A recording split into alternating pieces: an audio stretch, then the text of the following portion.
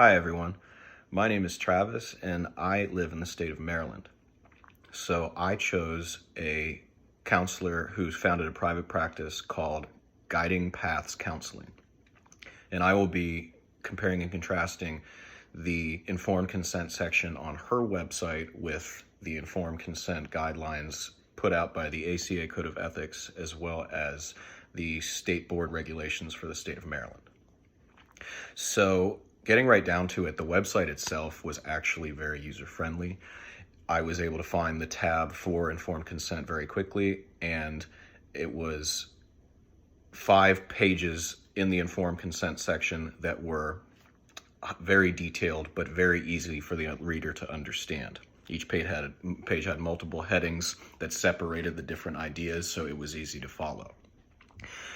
She started out the informed consent by giving her credentials, as she is needed to do, and then she also talked a little bit about who she counsels, being adolescents, family therapy, and adult clients.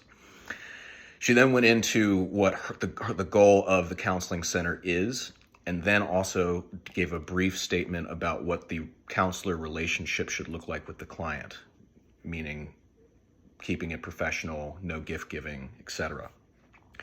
She then spent the majority of the next page going over the different rights that a client has in the therapeutic setting.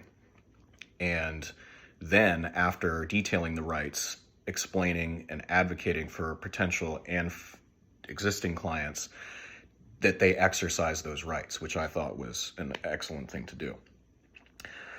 She then goes into confidentiality, and the general confidentiality things are listed, but also she did go into when she working with mandated clients as well as working with minors who cannot give consent.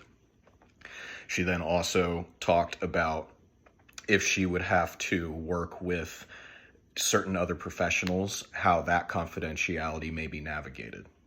And she even goes into what would happen in the event of her unlikely death or incapacitation, which obviously is also mandated that she do.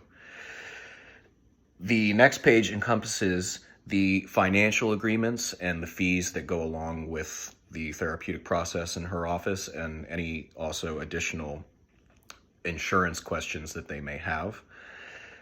All in all, I was very impressed with how she set up her section, and the only criticism that I have is that there was no part that really detailed the multicultural aspect, where if somebody couldn't understand the English language enough, they may not be able to understand the informed consent, and I would have liked to see some mention of that, but that would be the only thing that I saw that was really a glaring weakness.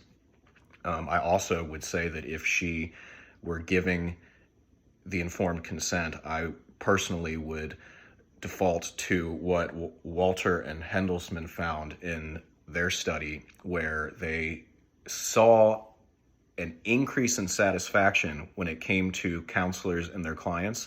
They saw an increase in satisfaction from the clients when the therapist gave specific and both verbal and written directions for informed consent.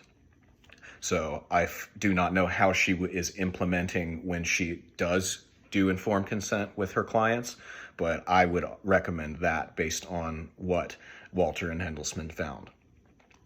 All in all, though, I was impressed with how she laid out her informed consent tab on her website, and I thought that she did a very good job of helping the client and any potential client understand the different things that they need to know when they're entering a therapeutic relationship.